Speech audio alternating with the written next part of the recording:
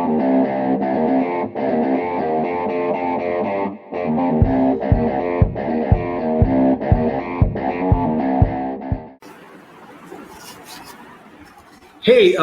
good evening. It's not evening, it's night here in India, but welcome back to episode 19 of the SMB Talks.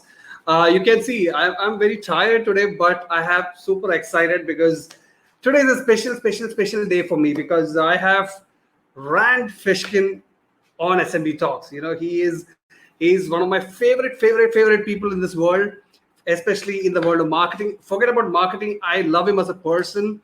I'm a self-taught marketer, and if I know anything about SEO, it's only because of Rand. If I know anything about content marketing, it's only about because of Rand and his Whiteboard Fridays. So before I bring him on, his name is enough. He doesn't need any more introduction. But I have prepared an introduction for him. I would love to talk a little bit about him. So he is the co-founder and CEO of SparkToro, SparkToro.com. He's dedicated his professional life to helping people to do better marketing. Trust me, you should see, if you see one of his videos, that's more than enough. You understand his passion for the subject.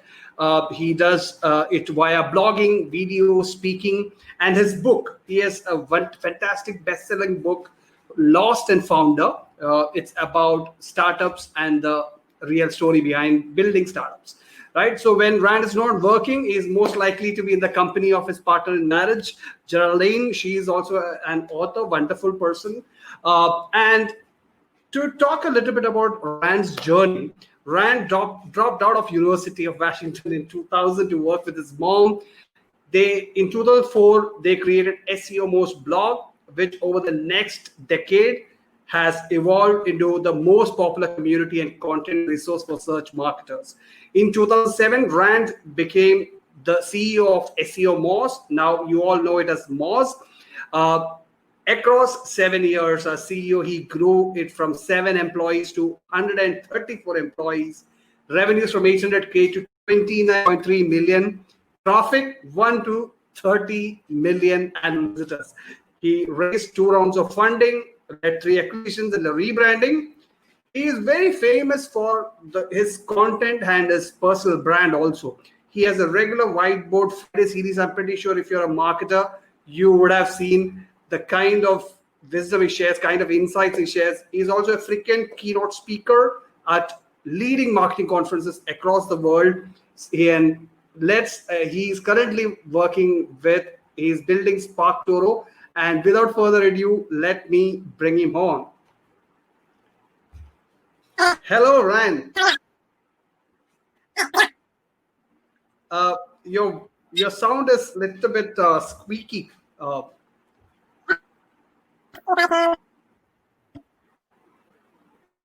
Okay. No, it's a little bit of squeaky is coming. It's not clear. How about this microphone? Check. This is fantastic. This is fantastic. Much better? Okay. It's perfect. Thank you so much, Ryan. Thank you so much for agreeing to come on the show. I'm so grateful for that. Yeah. And I'm so excited to finally meet you virtually, apart from videos and stuff like that.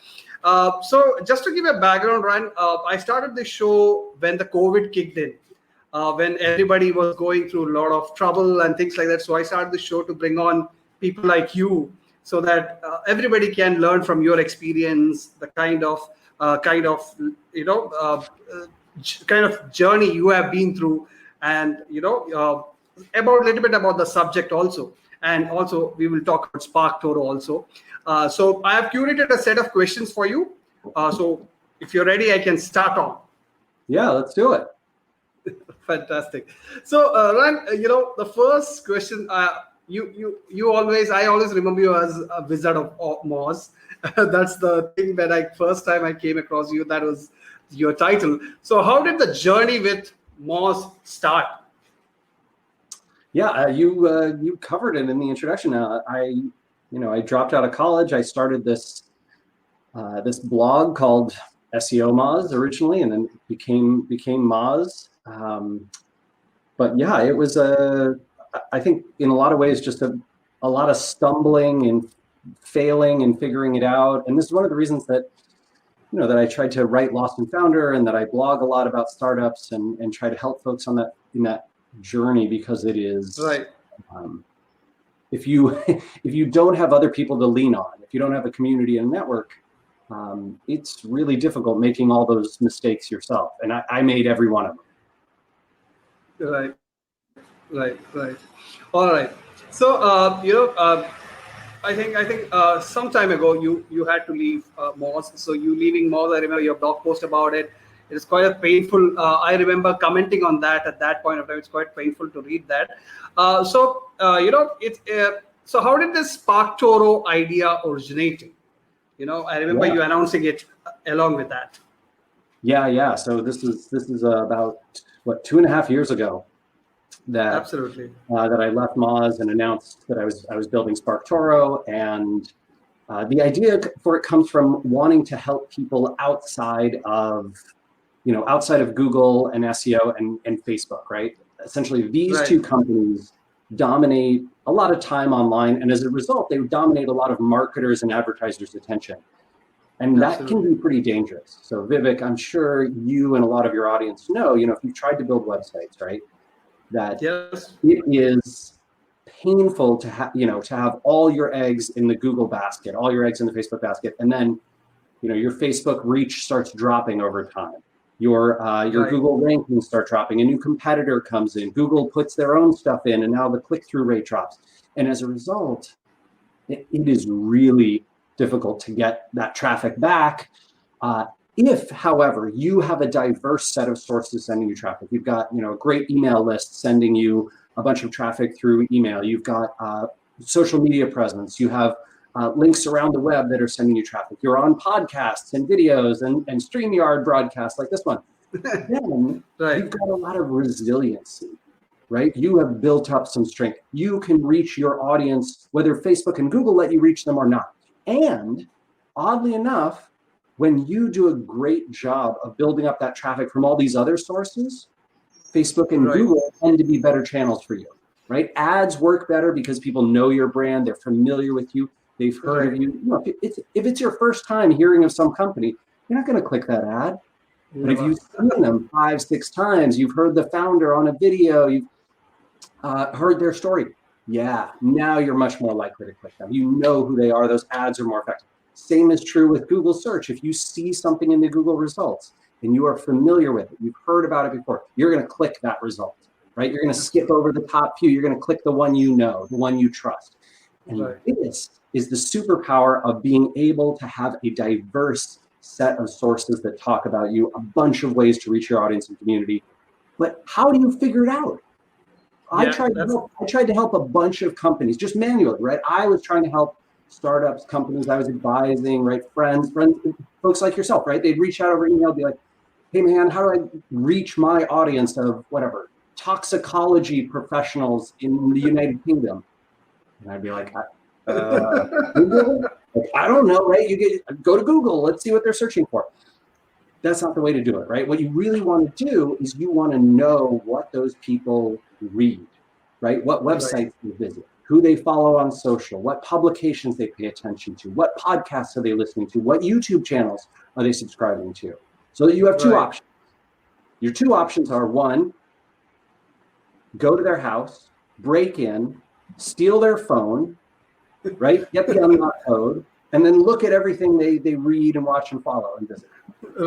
Or you can go and crawl public social and web data, aggregate it, and then put that together. And we saw some smart companies doing that, right? They basically had built web crawlers to go crawl the LinkedIn profiles, Twitter profiles, Facebook profiles, Pinterest profiles of all their customers. They used email addresses, and then they linked those up to their social profiles, and then they crawled all of those, and they aggregated the data and looked at everything everyone followed. And Casey and I, my co-founder and I, Vivek, we were like, oh, that is awesome. That's so powerful. But also, why do you have to build that? We should just build it for the whole internet. And that's Right, where the right, idea for SparkToro came from. We were like, let's just build a giant database for everybody. So right now you can do that in SparkToro, but it's English only. And then we hope to add more languages, more regions, more countries next year, probably Spanish and German, and more after that.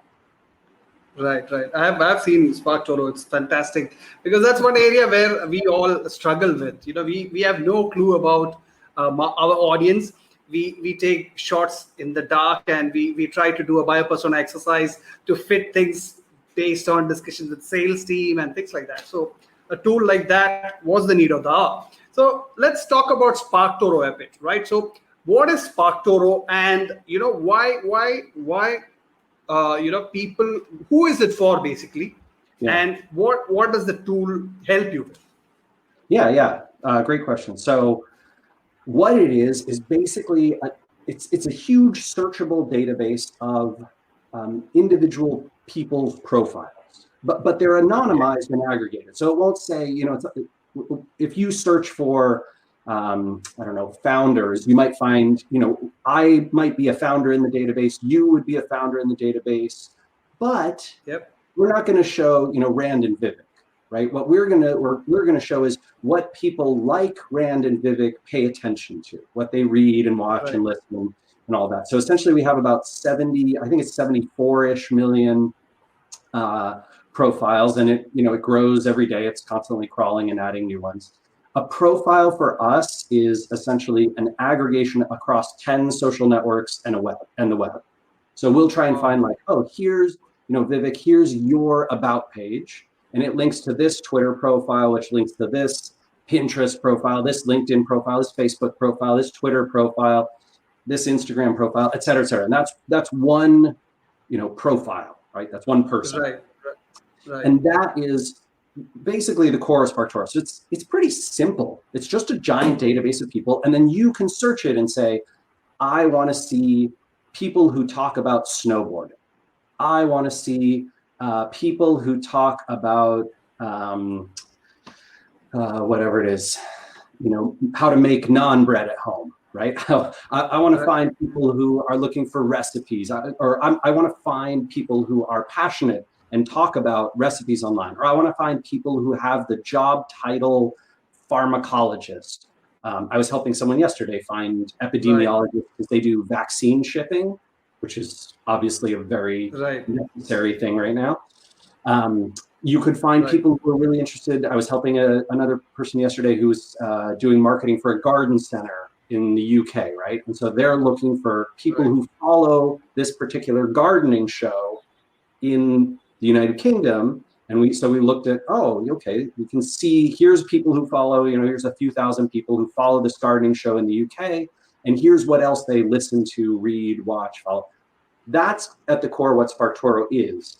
It is generally designed for marketers, right? People like you and me and your audience, right, who want to help businesses find their customers and reach them in ways that Google, Facebook generally would not, right? Google and Facebook won't tell you which podcasts are popular with gardeners, but absolutely, right? Facebook won't tell you which one. They'll let you advertise to people who say they're interested in gardening. But what if you want to pitch to be a guest on a podcast? What if you want to pitch to do an op-ed? What if you want to pitch to, get a link or do a guest post or do some co-marketing or advertise directly or sponsor a podcast? That's generally what SparkToro is helping do with. And right now it's sort of three folks are really signing up for the tool and using it heavily. That's agencies, sort of creative agencies and digital marketing agencies. PR folks, people doing digital PR, makes sense, right? They're trying to get their customers in there. And then a lot of in-house marketers who are trying to broaden and diversify the ways they get traffic, the ways they get their brand in front of audiences so that their advertising gets more effective and more people click their Google results and all that. Right. So I think it's a perfect tool for a modern marketer.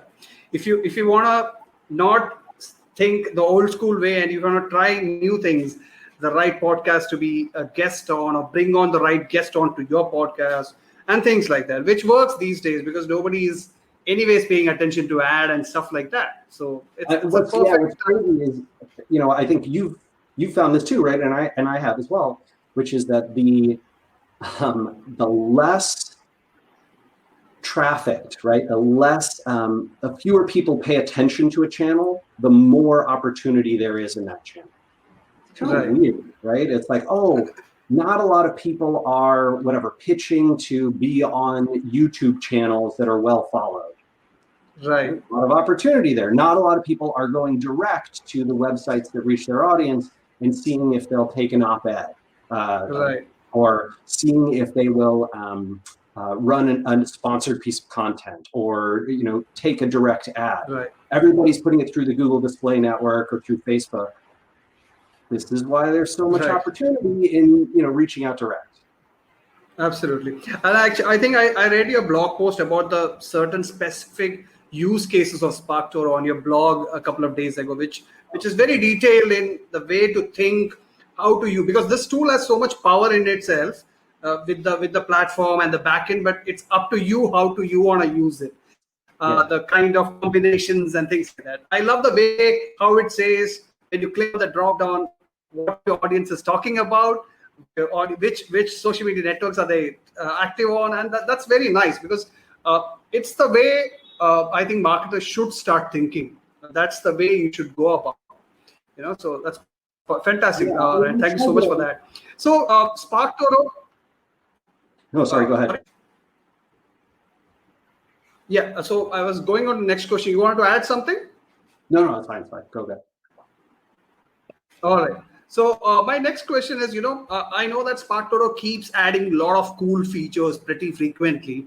I keep getting updates via email and all that. So if I have to ask you, what are the top 3 features which marketers should, pay attention of SparkToro? Which will be those? Yeah, let's see. There's a few that have been very popular. I think that people really like. One is lists. So this is basically, we actually launched. We didn't have it in the beta version, and then when we launched, we launched with it because so many people asked for it. So essentially, what lists is you as you're going through the data in the tool, right? You've run a search, you found what your gardeners in the UK listen to, or toxicologists, or people who are involved with vaccine shipping, whatever it is. And you have gone through the lists of podcasts and YouTube channels and social accounts and websites they visit. You can sort of click and add those to a custom list inside the tool. And then that list gets saved and you can export it. That's been very popular because I think a lot of people use that for sort of prioritizing their outreach, plugging it into their CRM, whatever it is. The second feature that's super popular, we've been asked about it for forever. We just released it 3 days ago. So good timing, was emails. So basically, when you add a source to a list, we now have the contact information, so email address, or if you want to DM them on Instagram or send a DM on Twitter or a message through Facebook, we have those in there as well. Then the third feature that's sort of core to the product, and I would say is like the kind of the heart of SparkToro, is the percent of audience. So Vivek, I don't know if you've ever had this experience where you go in and you try and pitch a CEO, CMO, VP of marketing, and you're like, okay, here's our campaign plans. And they say, at least here in the United States, they're like, I want you to get me in the New York Times. It has happened several times. Right. And you kind of have this, the New York Times, that's not who our audience reads, right? Like our audience pays attention. I'm pretty sure they go to these conferences and this is where we want to target them. They're like, no. I go golfing every weekend with our customers and they read the New York Times, right? Or the Wall Street Journal. The Wall Street Journal. Right. And you kind of have this like, really? Like, are you sure? So one of the core features of SparkToro is it shows you the percent of the audience that follows or engages with any particular source, right? So you can go in there and see, 26% of the 6,412 people who follow this gardening show in the UK also are subscribed to this YouTube channel. Right. And that data, right, that you bring that data to that conversation, and that goes a lot smoother, right? You're sort of like, hey, you told us you want to reach this audience. If you want to reach this audience, this is where you do it, my friend.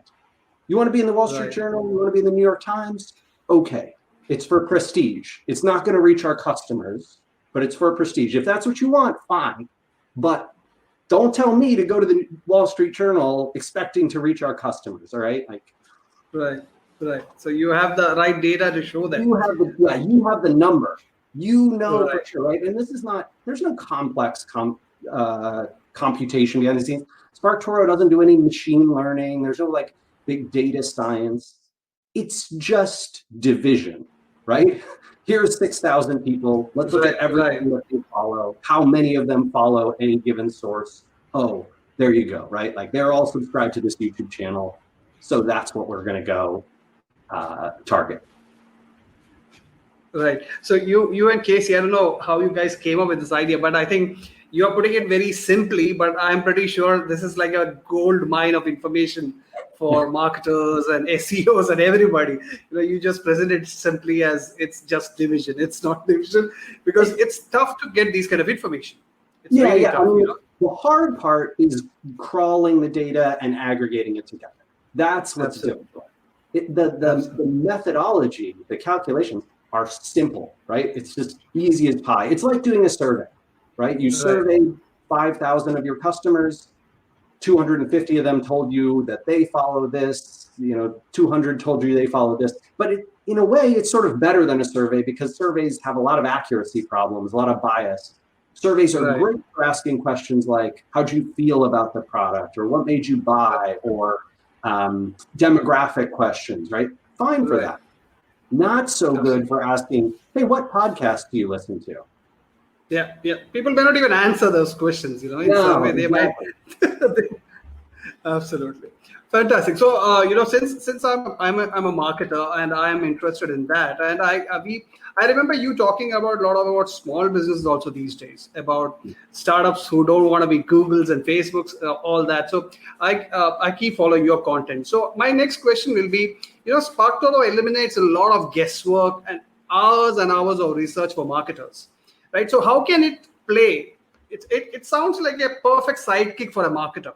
So how can it fulfill that role for a marketing team or a person? Yeah, I mean, I think that sometimes you have to do a deep dive into one of your customers or one of your clients' audiences or your own audience, right? Or some new audience you're targeting for a new launch or a new product or an announcement or a piece of content, right? A lot of content marketers use it to try and reach the right audiences too.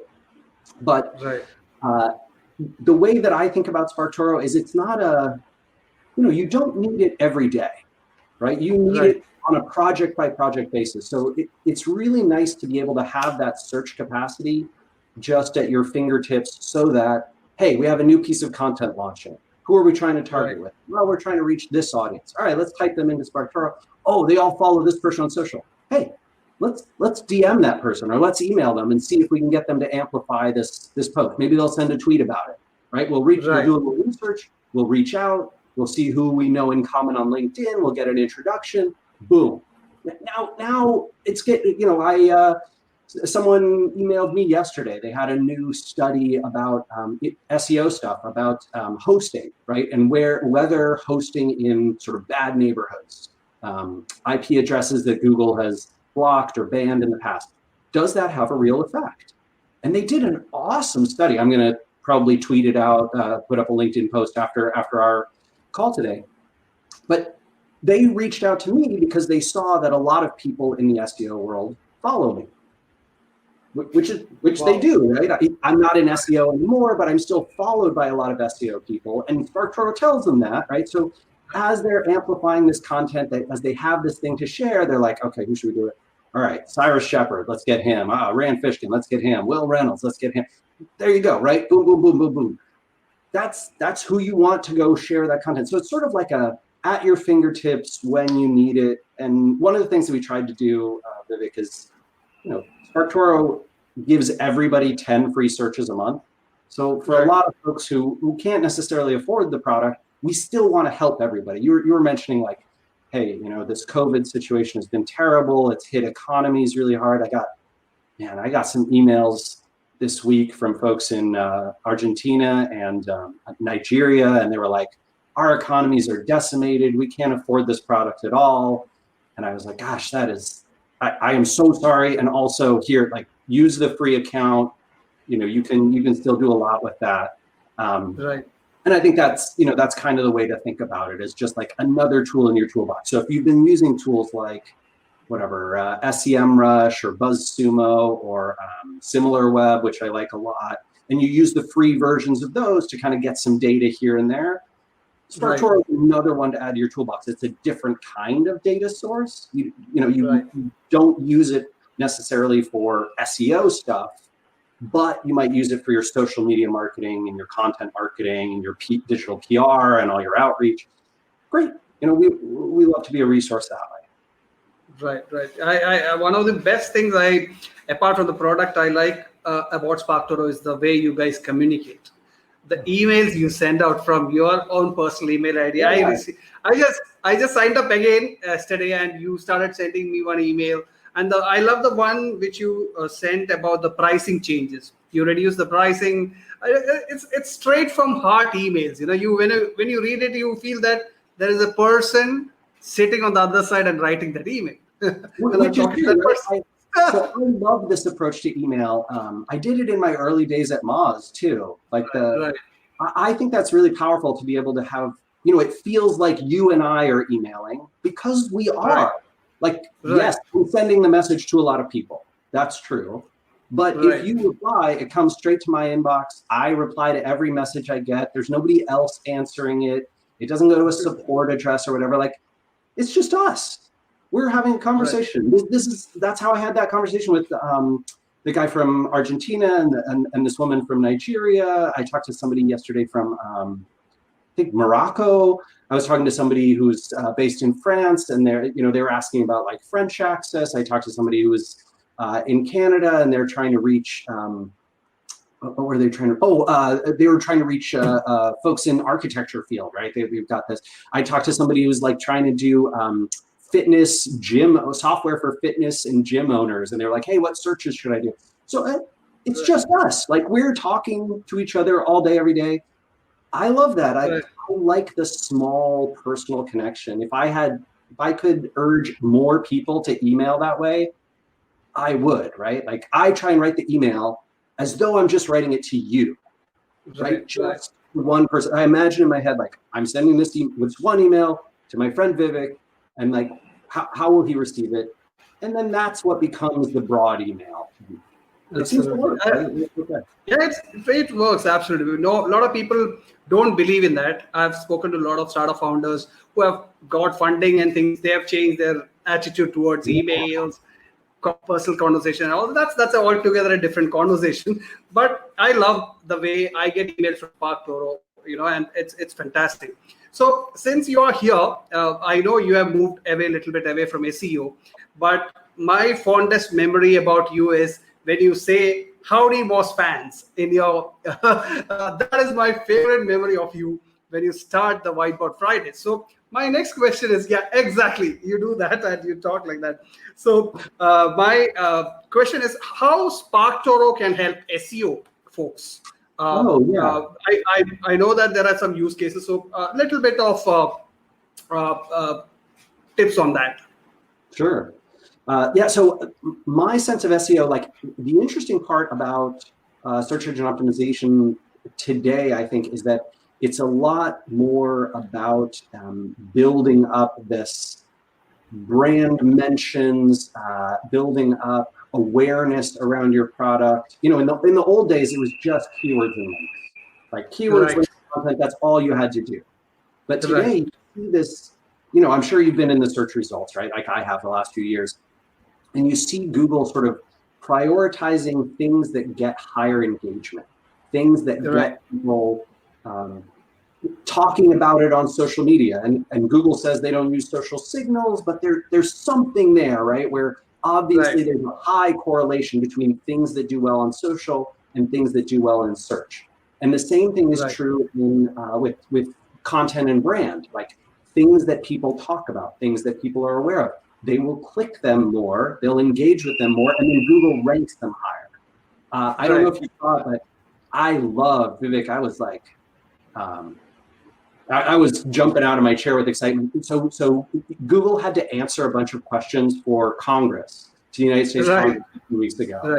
And there was this data dump, right, where they had, where you got the emails from Google's executives to the search team, and you could see them saying, hey, we need to lean on engagement signals like clicks in order to build a moat around our, to protect our empire. And I had this, I told you, I knew it. So, right, there's a long way of answering, but basically, like, if you want to do well in SEO, you've got to have that brand affinity with your customers. And the way to do that is to get people to know who you are, to prefer you in the search results, to have seen you in lots of places that they already go and visit. And that is really what SparkToro is helpful with. So yes, absolutely. We have some SEO agencies and SEO consultants and in-house folks who use SparkToro mostly for link building.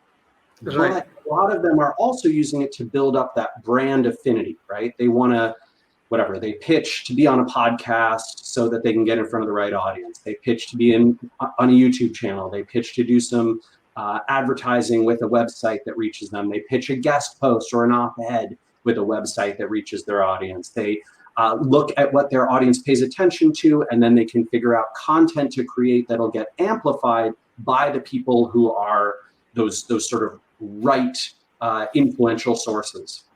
That's that's sort of the way that SEOs are using the product today. I think that's pretty smart.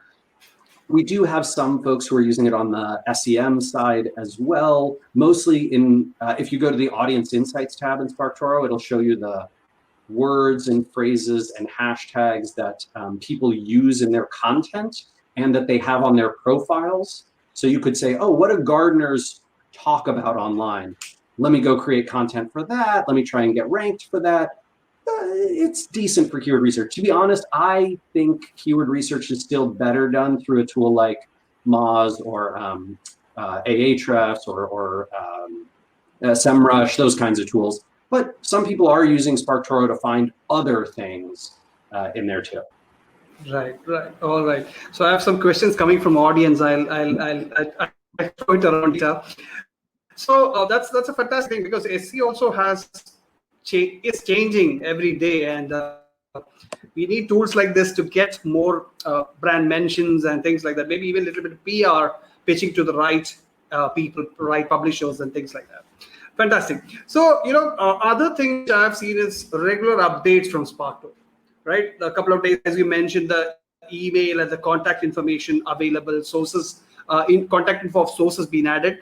So that is one good example of that. I want to know, what are the future plans of SparkToro? Where are you planning to take this?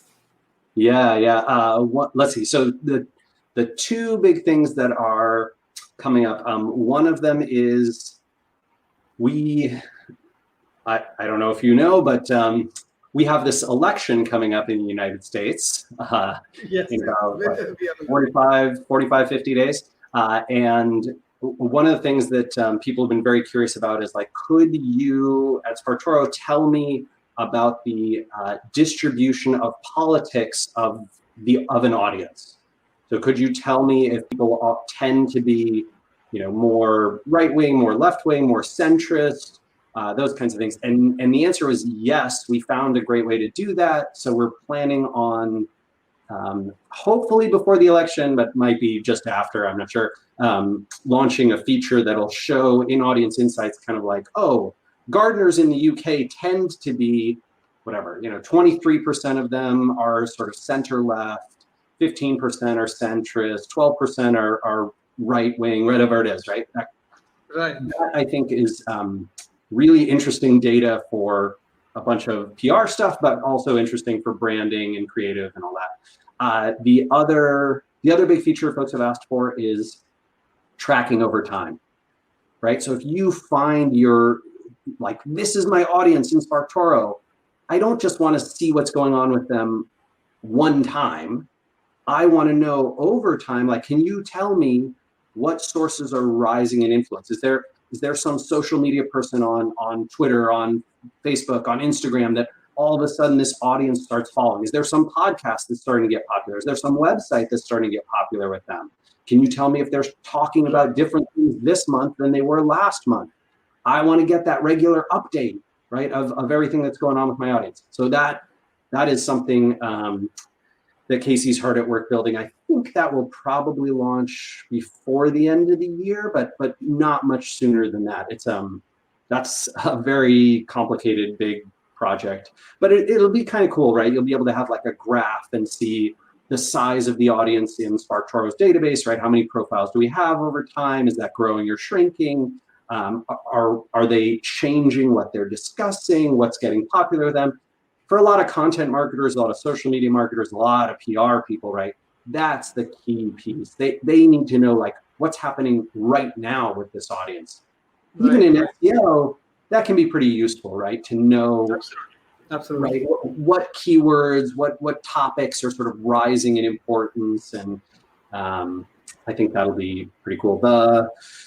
Let's see, we launched, this was earlier, but we launched the hidden gems feature, which a lot of folks use. And then I think one of the things that we've talked about also adding in is some more psychographic analysis. So sort of like values and inferred lifestyle sorts of data from the audience's,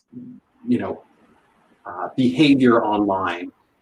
I think that'll be really interesting, probably more for the creative agencies than anybody in SEO, but it's one of those things where, Twitter and Facebook used to show a lot of that data around an audience that you had in their platforms, and then they took it away. And so, look, anytime Facebook and Google and other platforms are taking data away, I want to give it back. I'm like, no, don't take my data. We'll find a way to get it to marketers, right? That's a personal passion, so I love doing that. Love it. I'm pretty sure all these features will be pretty cool, and everybody will latch onto it. All right, so now that was about SparkToro. Now I wanna talk about you and your other work and stuff like that, because that's more exciting to me. I know SparkToro is awesome. I will use it for sure and things like that. But things like, you have done a lot of things. And recently, I've seen that you have been a big proponent of SMBs and their stories. Your latest blog post is about, there's a statement you have said, show me a case study from a small company, right? Small. Show me small, yes. So I love that. So I read it a couple of times. So, you have spoken about companies who choose to be great than big. So what is the reason behind this different kind of take? Yeah, I have a lot of problems with not big businesses, but enterprise business, like giant companies. I don't think the monopolies of the world are good for any of us. Like I sort of get that, whatever, Amazon is convenient, right? Google is convenient. It's easy to use. It's nice to have everything all in one place. Facebook, like, okay, everybody's on there. That's convenient. But to be honest, Vivek, like, I think from a macroeconomic standpoint, from a microeconomic standpoint, right? Like, if you want to build a company, it really sucks to have to rely exclusively on Google, on Facebook, on Amazon. These companies have a ton of money and a ton of power, and they use that money and power in political ways, right? In India, in the United States, in Europe, and those ways are not what we want, what the people want, right? It's essentially what does Jeff Bezos want, right? What do Larry and Sergey want? What do the shareholders at Google want? That's not democracy, right? I don't think that's a positive thing. And these companies contribute really frustratingly to income inequality, right? What I want is lots of people to have, middle class or higher income, not not a world where a few billionaires have all the wealth and the rest of us have very, very little. That sucks. Nobody wants that world. I think that's terrible. And Google and Facebook are absolutely furthering income inequality. Misinformation and disinformation, right, are running rampant on those platforms. So I'm just not a fan from like a sociological and economic and political perspective. I don't like them. And also, I don't know about you, but I don't like going to Starbucks. I like to find that one guy with the awesome little coffee shop, right? And it's like custom made. That's my jam. I love that, right? I want to find custom made. I want to find craft. I want to find small. I want to find niche. That gets me excited. Those are products and services and companies that I enjoy, that resonate with me. So yeah, I like to help small businesses. And also, when you talk about big business case studies, right? Just going to the marketing world. When you talk about what Amazon did well, what Google did well, or what Shopify did well, or Spotify, or Airbnb, or Uber, does that really apply to you and me? No, not at all. We can't take that data. We can't take those case studies and turn them into nearly as actionable and as useful data. You and I talked a couple minutes ago about email marketing, right? About the email approach of like write to one person and then send it out from your personal address and being able to. Amazon doesn't do that. They're never going to do that. You're never going to see a case study about that. But it could really help your small business. So let's talk about what can help your small business, right? Let's talk about what can help a company with 5 people, 50 people, even 500 people. 5,000, get out of here. I don't care, right? 50,000, I don't care. Get out of here. Like, you don't interest me. I don't need you to follow my stuff, right? You don't need my help. You're doing great. Like, you're going to be fine. Right. But I really want to help new companies, entrepreneurs, founders, people who are getting their stuff off the ground, people who are trying to make their first $1 million or 10 million in revenue, right? Trying to keep their employees on the team despite the economic situation with COVID. Yes, that's who I want to help, right? And so that's why so much of my content, so much of what I'm trying to do, and I think you're the same way, right? Like, this is the SMB talks, because absolutely we want to help small and medium businesses, not big ones. Right. I've been driving this for last 3-4 years. I left job and I became a freelancer for a year. I couldn't financially sustain it, and I was only working with small businesses. I was not taking big companies. I was working with startups in UK, startups in US who didn't have any money. They were paying me peanuts, but I was managing the social media, teaching them how to do it themselves and things like that. So it's a fantastic. I hope, I fingers crossed, I hope more people like you come out and talk for small businesses, because they are the worst hit at the moment, especially. Fantastic. I love that. Right. So a friend of mine just wrote this book that I bought called Big Enough. And like, I love this, right? Build a business that scales with your lifestyle. Like, you can be big enough. This is like the kind of philosophy that resonates with me. I also love the book. I don't know if you've read it, but Small Giants. They talk about businesses that chose to be great instead of big, and they have a bunch of wonderful examples in there. I think Balsamic, actually, which I don't know if you know Peldy from Balsamic, but he's an awesome proponent of this as well. And I just love that, like, bootstrapped or alternatively funded, not trying to be a $1 billion unicorn, trying to be something that is sustainable and profitable, that lasts for the long term. The venture-backed world, Vivek, it's like this very unhealthy mindset that you're either a giant $1 billion success or you're nobody. And that, I don't believe that, right? We are all human beings. We are all of equal importance. We all have equal value. I don't care if you lost your job and you're sitting at home playing video games. You are just as valuable as Jeff Bezos or Sergey Brin or Larry Page. There is no value judgment, should be no value judgment on people who do one of those versus the other. I don't believe that. Absolutely. That's people stand out because of these kind of thought process. It's not about how much money they have or how many keynotes they do or what kind of followers they have on social media, but the kind of thought they put across like this. That's what inspires me. I don't know about others, but that's why I'm so grateful that I got a chance to listen directly from you about this. So let's my couple of questions more on that. So my next question is,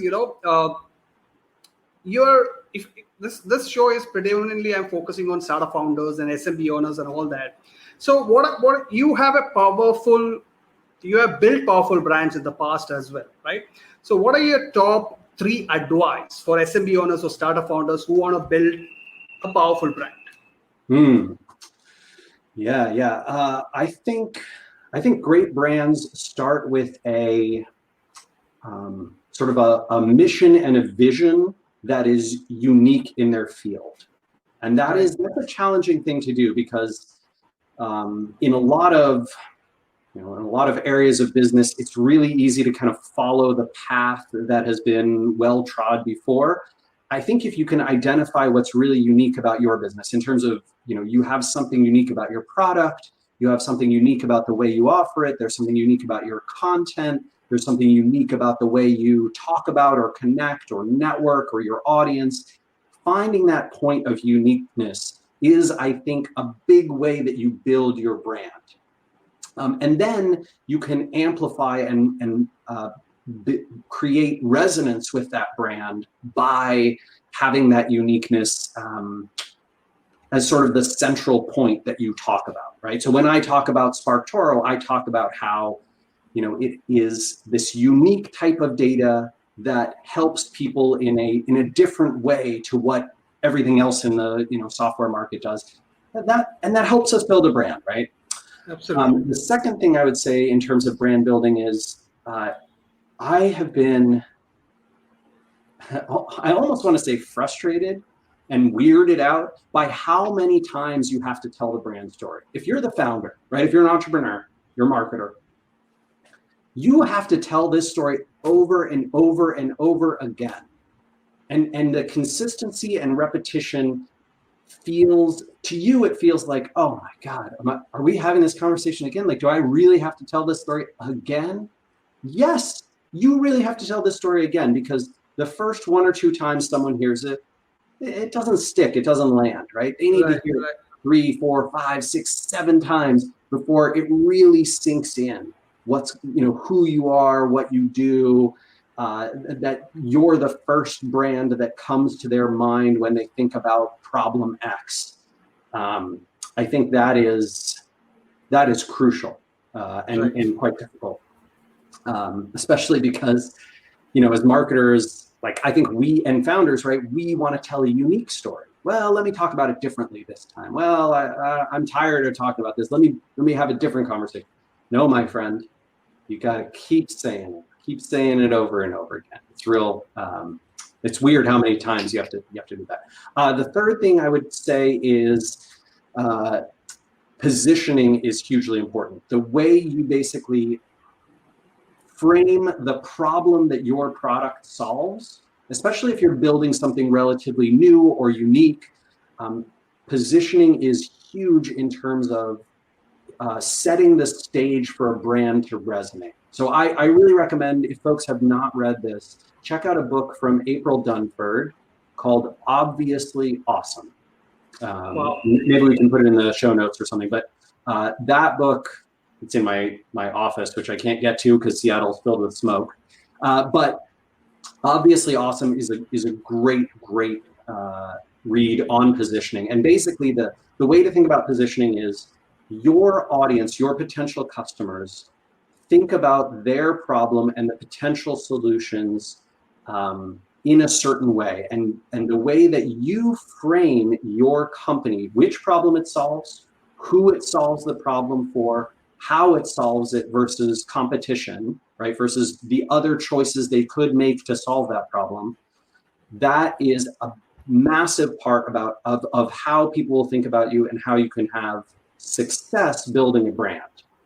If you don't have that framework already, and you don't have it in your marketing, in your content, on your homepage, in the first sentence that should describe what your company does, what your product does, how your product does it. I don't care if you're selling lawnmowers, or you're an architect, or you're building a digital marketing tool, or you are a restaurant, right? Any of those, you need to have this idea in your head of what is our positioning for the problem that people are having. I'm a restaurant owner, so people are hungry and they want to eat out. And why is what makes my solution to that problem unique? What makes us special? How are we positioning ourselves? Are we a luxury restaurant that you go out to on fancy occasions and you expect to pay a lot of money, or are we low cost dining, or are we all about the authenticity of the food, or are we positioning ourselves as a great delivery service? But whatever it is, right? You've got to figure out what that positioning is, and then describe yourself consistently in that way. That's how you build a great brand, in my opinion. Fantastic.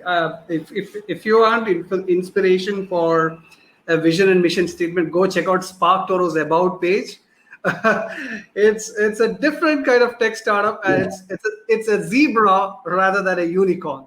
So I love that messaging, because it's so clearly explained about why you built the platform and what is the vision behind it. It's such a fantastic way, because that kind of clarity is much needed, even though it is a small business or you are setting up your own agency or whatever it is. Fantastic. So my next question is about your famous book, Lost and Founder. I have read it.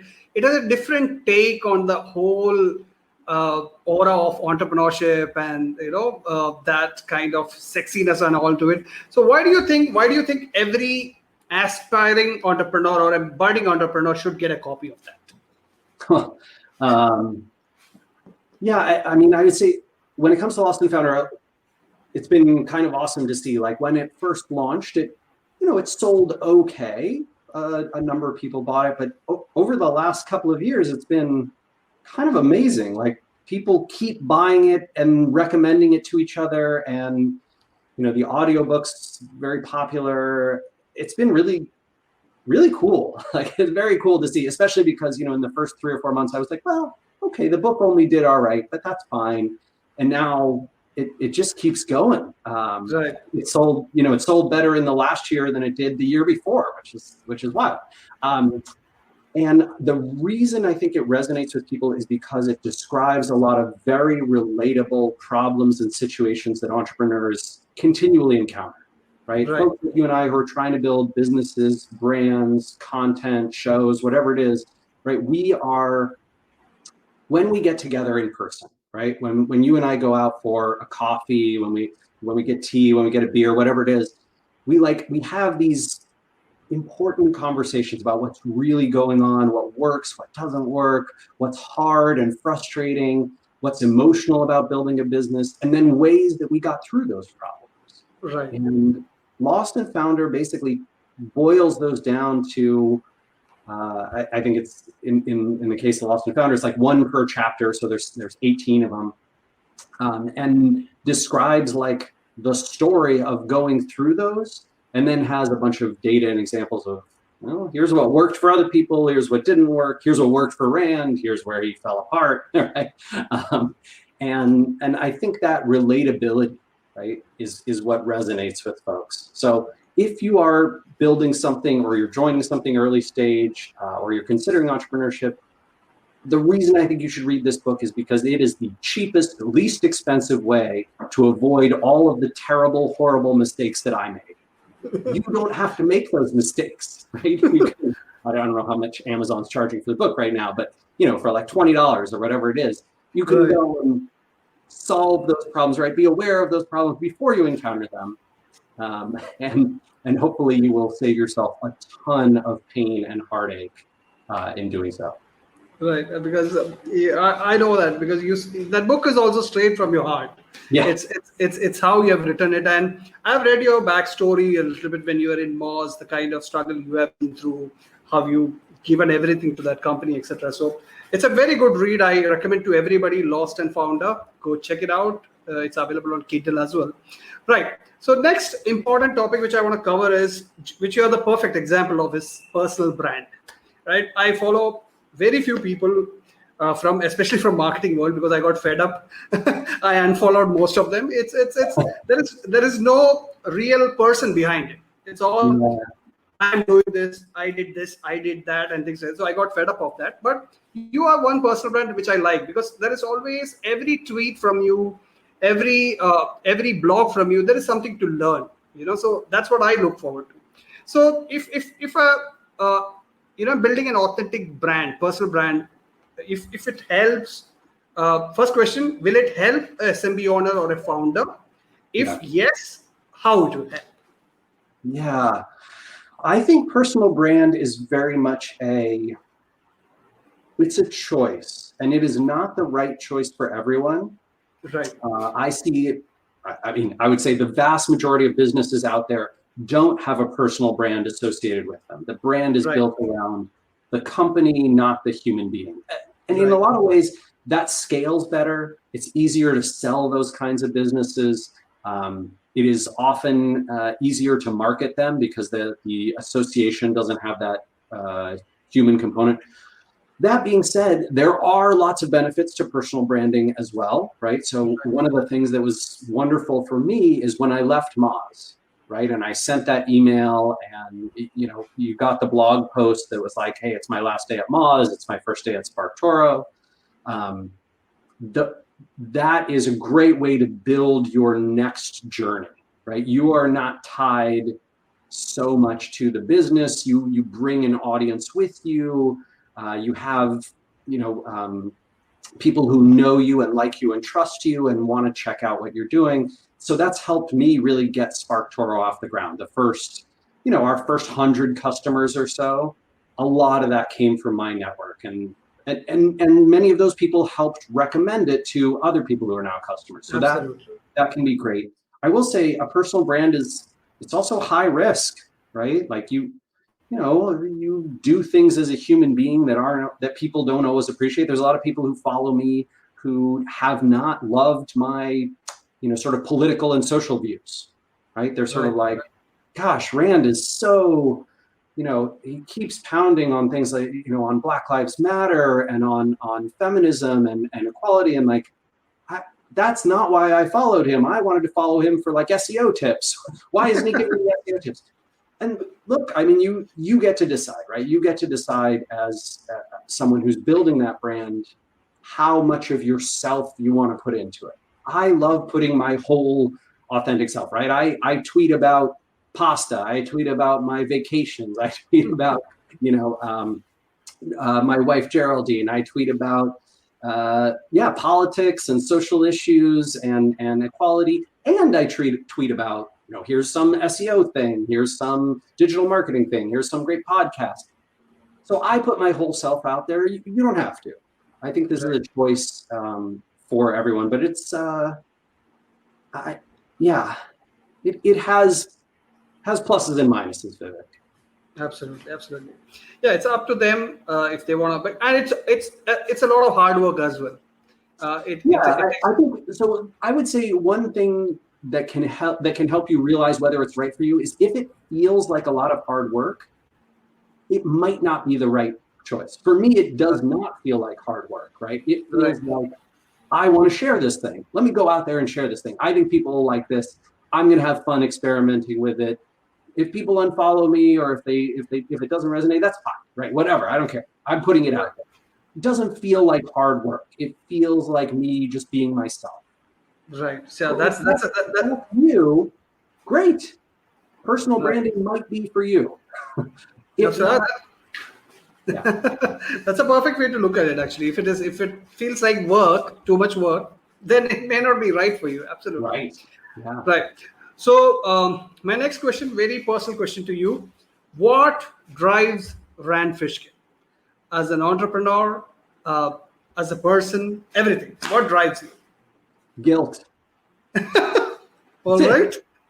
Guilt, 100% serious. So when I don't when I don't create things, when I'm not doing good marketing, when we're not making our product better, when I'm not blogging, when I'm not like helping people learn things or contributing to the community, I feel guilty. I feel bad. I take a few minutes off. I'm like, oh, I'm going to play some video games on Friday. And then Saturday morning I wake up. I'm like, man, I did not do enough this week. I don't feel good. I need to get more out there, right? That's what drives me, to be totally honest. That's very nice, actually. Using guilt as a driving force. Yeah. That's first way. Yeah. Looking at it like. I don't know if it's a healthy driving force, but it is a driving force. Yeah, that's good. Right. So my next question, I don't want to end this conversation. It's not only about SparkToro or entrepreneurship or SEO. I want to talk a little bit about Geraldine as well, because she's also an awesome person. I follow her on Twitter, and she is also an author.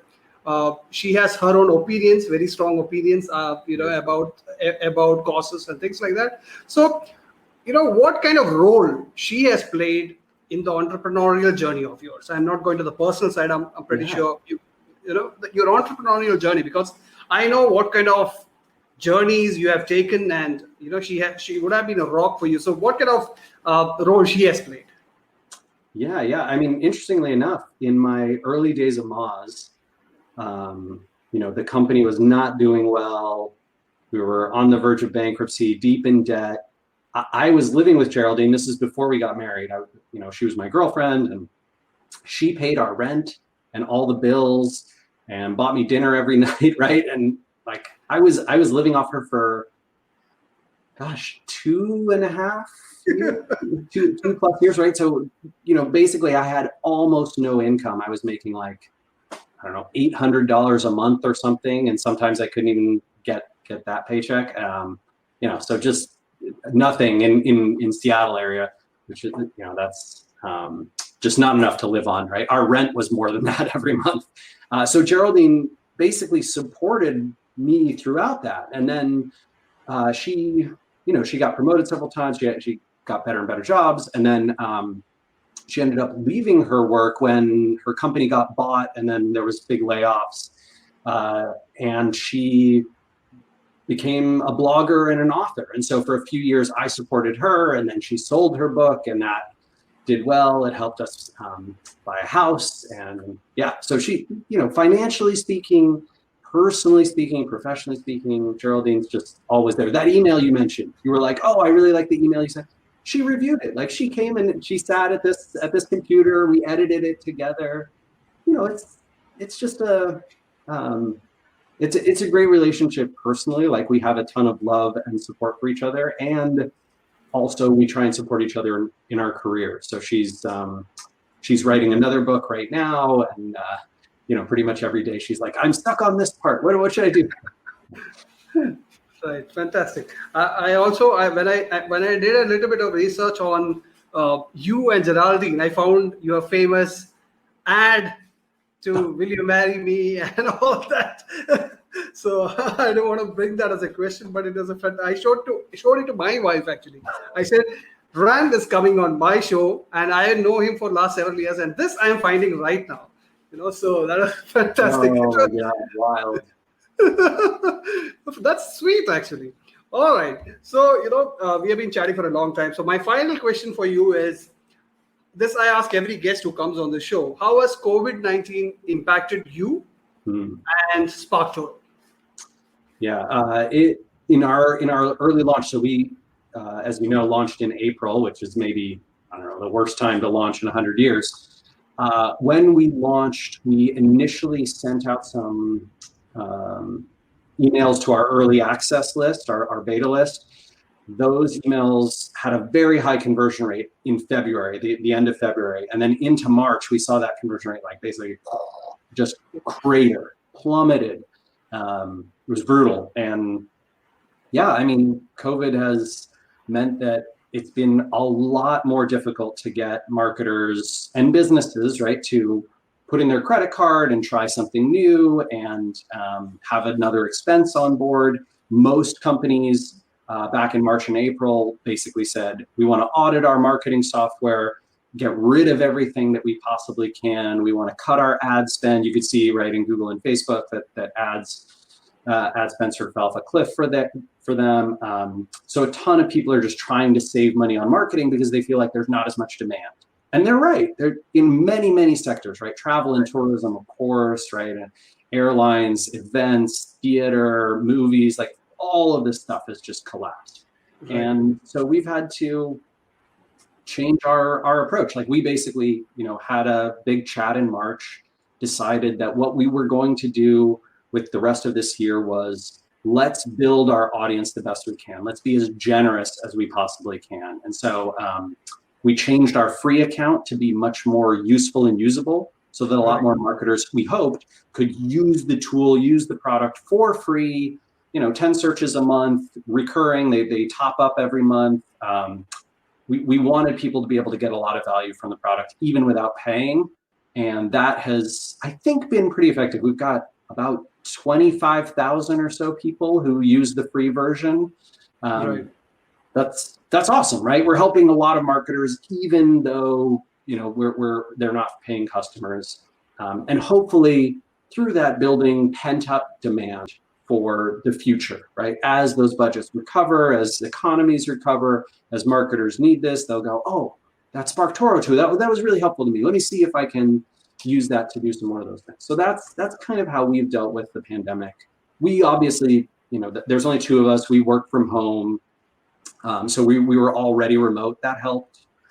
And we kept expenses pretty low. That's been good as well. But yeah, it's a tough year for everybody, man, including us. Absolutely. Like we definitely did not hit the numbers that we would have hit if this hadn't happened. Right. I'm pretty sure the numbers will be better pretty soon. With things might change very soon, and every industry is slowly opening up. So I'm pretty sure that it will come back. Anyway, on personal side, I know that you have been cooking a lot of pastas. You're a champion in risotto, which I commented saying that it's a death dish on MasterChef even. So that's pretty fantastic, and I'm at least happy that you're staying safe with family and healthy and all that. Thank you so much, Rand, for joining me today. It was such a pleasure to listen to you. I can just listen to you for. I can keep asking questions and listen to you. And stay safe, and I'll be in touch with you. Stay safe and say hello to Geraldine as well. All right, you too, Vivek. Thanks so much for having me. Take care. Thank you. Bye-bye. All right, so that was Rand Fishkin. I love that guy, to be honest with you. I'm not a big fan of influencers and social media experts, but Rand is a different category. You know that the way he thinks about small and medium businesses, right? Small and medium businesses, if you take any geography, they are the backbone of the economy. They employ maximum number of people. So it's our responsibility to support a lot of small and medium businesses. And next week, I have a famous author coming on the show. Don't miss it. He will share a lot of tips about living positively and things like that. And thank you, everybody. Thank you, everybody, for joining me. It's pretty late. Have a happy weekend. See you all next